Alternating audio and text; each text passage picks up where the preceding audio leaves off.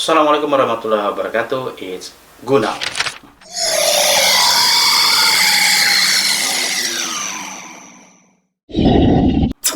Welcome back to Horror Time. Nah, pada kesempatan kali ini saya akan membahas sebuah kasus sampai saat ini masih menjadi misteri. Nah, kenapa masih menjadi misteri? Karena kasus ini belum terungkap walaupun kejadiannya itu sudah terjadi kurang lebih 50 tahun yang lalu di negara Australia. Bahkan yang lebih menariknya lagi, ya, si korban ini sampai saat ini belum diketahui identitasnya. Ya, itu yang membuat saya sedikit membingungkan, ya, Pak. Jadi kasus ini, ya, merupakan salah satu kasus terbesar yang terjadi di negara Australia yang masih menjadi misteri hingga saat ini.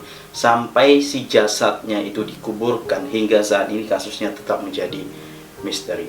Nah, nama kasusnya itu adalah The Somerton Man Mystery. Nah, kenapa dinamakan The Somerton Man? Karena si jasad ini ditemukan di salah satu pantai di kota Adelaide, Australia, dan nama pantainya itu adalah Pantai Somerton. Makanya kasus ini diberi nama dengan kasus The Somerton Man Mystery. Nah, daripada kalian penasaran semuanya, jangan lupa subscribe dulu channel Gunaujat supaya channel ini tetap menjadi tontonan pertama bagi Anda untuk kisah-kisah misteri pada YouTube kalian. Nah, kita lanjut kisahnya, guys. Nah, jadi guys, kasusnya itu bermula pada tanggal 30 November tahun 1948. Nah, jadi ada sepasang suami istri yang bernama John Bannister bersama istrinya sedang menikmati pemandangan pantai di Pantai Somerton, Adelaide, Australia. Nah, ketika mereka berjalan, mereka terkejut. Mereka melihat seseorang duduk di tepian pantai, kayak seperti bersandar gitu kan. Nah, kemudian si Lance itu tadi tidak memperdulikan si pria tersebut, ya, karena mungkin yang dia pikir itu adalah pria yang sedang mabuk. Apalagi pada saat itu adalah saat musim panas, jadi orang banyak berkunjung ke pantai Somerton. Nah, jadi kemudian si Lance tadi, ya, pergi meninggalkan pria tersebut bersama istrinya. Nah, kemudian pada keesokan harinya, tepat pada pukul 6.50 tanggal 1 Desember tahun 1948, si Lance tadi turun bersama teman-temannya ke pantai yang tadi gitu kan. Nah, kemudian setelah itu si Lance itu berjalan di tempat di mana dia bersama istrinya yang berjalan tadi. Kemudian dia melihat pria tersebut. Dia melihat lagi dengan posisi yang sama persis seperti yang dia lihat bersama istrinya. Kemudian si Lance itu curiga dan mendekati pria tersebut. Akhirnya itu adalah sesosok pria yang sudah dinyatakan tewas. Nah, jadi mungkin tewasnya itu sudah tadi malam. Cuman si Lance itu tadi tidak tidak berpikir bahwa itu adalah seorang mayat, ya, karena dia pikir itu adalah seorang yang sedang mabuk-mabukan. Nah, kemudian si Lance itu menelpon kepolisian dan kasusnya itu diambil alih pihak kepolisian dan mayat tersebut dibawa ke Royal Adelaide Hospital di North Terrace pada jam 9 pagi, guys. Nah, jadi pada mayat tersebut, sekedar informasi, tidak ditemukan tanda-tanda kekerasan, apalagi pembunuhan, perampokan. Jadi mayat itu benar-benar mayat yang tidak ditemukan tanda-tanda pembunuhan pada mayat tersebut, guys. Nah, jadi si mayat tadi dilakukanlah yang namanya postmortem.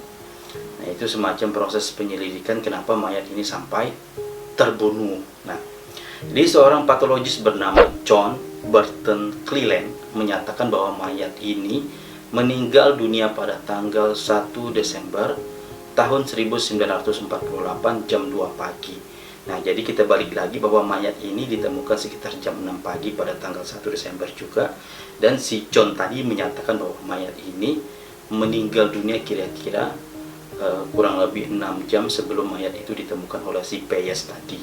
Nah, yang lebih menariknya lagi di sini adalah bahwa setelah dicek pola gigi, dicek sidik jari, tidak ditemukan model yang sama pada database kepolisian manapun. Jadi kasusnya ini pertama sudah menjadi misteri. Jadi tidak ditemukan database sidik jari di kepolisian manapun, bahkan di kepolisian Australia itu sendiri. Nah, kemudian dilakukan cross check lagi terhadap barang-barang yang dibawa oleh mayat tersebut atau The Samaritan Man tadi. Nah, kemudian ditemukan ada tiket kereta api tujuan Henley Beach, ada tiket bus tujuan North Glennie, ada rokok, korek api, permen karet, bahkan sisir. Nah, yang membuat misteri lagi dan membuat polisi itu sedikit kebingungan bahwa baju yang dia pakai itu ya sama sekali tidak ditemukan labelnya, jadi sengaja dihilangkan. Label bajunya itu sengaja dihilangkan. Nah, jadi di sini polisi sedikit kebingungan mengidentifikasi siapa mayat ini, ya. Sampai diinformasikan ke berbagai penjuru dunia dan memang tidak ada informasi mengenai si mayat tadi, sehingga polisi menyatakan bahwa ini adalah salah satu kasus yang terjadi di Australia yang belum sama sekali terungkap hingga akhirnya pada tanggal 10 Desember tahun 1948, tepat kurang lebih 5-6 hari dari mayatnya itu ditemukan, si mayat itu kemudian diawetkan. Jadi dilakukan proses pengawetan untuk proses penyelidikan lebih lanjut, guys.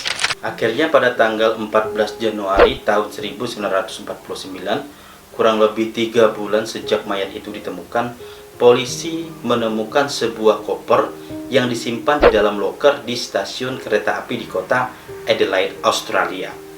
Nah, jadi penemuan koper itu akhirnya mengarah pada si Samaritan tadi, ya. Nah, kemudian polisi membongkar koper tersebut. Kopernya itu berwarna coklat. Nah, di dalam koper itu terdapat baju piyama, ada gunting juga, ada pensil, ada korek api, ada sikat gigi. Jadi kalau misalkan kita pikir itu semacam barang pribadi yang dimiliki oleh seseorang. Nah, ternyata setelah ditelusuri lebih lanjut lagi bahwa koper tersebut disimpan pada tanggal 30 November tahun 1948. Jadi orang-orang itu banyak mengatakan bahwa pada tanggal tersebut The Samaritan Man tadi itu terlihat hidup. Nah, jadi pada tanggal itulah dia terlihat hidup. Yang lebih menariknya lagi di sini adalah bahwa pakaian baju yang ada di koper tersebut, ya labelnya itu sama, dihilangkan juga. Jadi sama seperti label baju yang hilang juga pada mayat si Samaritan yang ditemukan meninggal dunia di pantai Samaritan tadi. Jadi kasusnya itu sama-sama menghilangkan label. Apa maksudnya? Jadi itulah yang membuat kepolisian Australia itu sedikit bingung mengenai Samaritan Man ini tadi. Saya juga bingung, kan. Nah, kemudian kita menuju pada bulan April tahun 1949. Jadi seorang ahli patologi lagi yang bernama John Burton Sleman yang pertama kali menyelidiki si mayat tersebut, akhirnya melakukan penyelidikan lebih dalam lagi terhadap pakaian yang dibawa oleh si mayat itu tadi. Nah, setelah di cross check lebih mendetail lagi, ternyata ditemukanlah secari kertas yang bertuliskan Tamam Sud. Jadi kertas itu disimpan di saku belakang celana, jadi dijahit, gitu kan. Jadi sengaja disembunyikan oleh si mayat itu tadi. Nah, jadi setelah di cross check ternyata Tamam Sud itu artinya selesai. Dan sobekan kertas itu tadi sebenarnya itu berasal dari sebuah buku yang berjudul The Rubaiyat, karya Omar Khayyam dari Persia. Padahal puisi tersebut sebenarnya itu sudah ada kurang lebih 900 tahun yang lalu. Nah, akhirnya polisi menyebarkan informasi dan mencari tahu tentang buku yang hilang itu tadi, gitu kan. Tibalah dalam beberapa hari ada seorang dokter dari Grenoble. Dokter itu menyerahkan buku, dan bukunya itu adalah buku yang berjudul Rubaiyat itu tadi, karya Omar Khayyam. Nah, setelah itu polisi mengecek buku tersebut, ternyata di akhir halaman itu terpotong. Jadi secari kertas yang ditemukan di mayat itu tadi, ternyata kertas itu adalah kertas yang berasal dari buku yang ditemukan oleh si dokter itu tadi. Nah, yang lebih menariknya lagi bahwa buku yang dibawa oleh dokter itu tadi sebenarnya bukan buku dokter, tetapi dokter itu menemukan buku tersebut dari dalam mobil yang terparkir dekat mobil dia 1 minggu sebelum ditemukan si mayat Samaritan itu tadi di pantai Samaritan.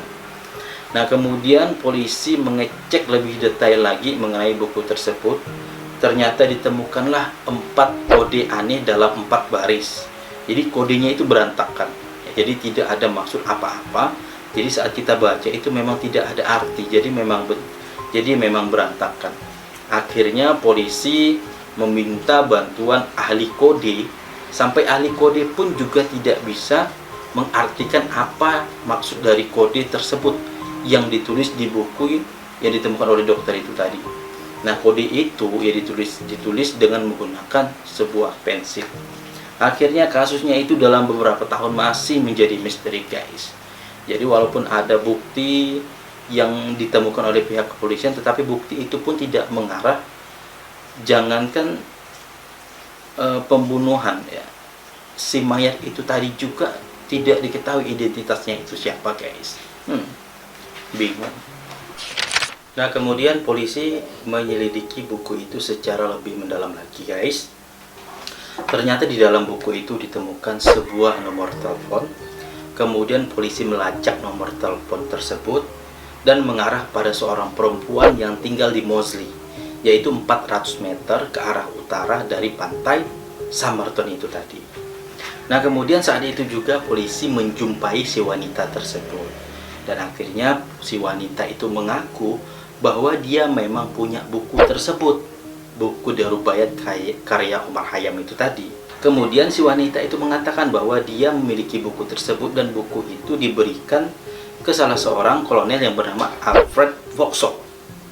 Nah, pada beberapa hari yang lalu itu kan, akhirnya polisi itu memperkirakan bahwa yang meninggal itu adalah Alfred Vauxhall. Dan kemudian polisi memperlihatkan foto yang meninggal di Somerton itu tadi kepada wanita tersebut. Dan ternyata wanita itu juga tidak kenal dengan si mayat yang ditemukan di pantai Somerton itu tadi. Akhirnya dalam beberapa minggu kemudian polisi akhirnya mencari si Alfred Vauxhall. Nah, kemudian si Alfred Vauxhall itu tadi muncullah ke dalam permukaan publik gitu kan. Dan ternyata si Alfred Vauxhall itu juga memiliki buku yang sama, yaitu buku Rubaiyat karya Omar Khayyam itu tadi.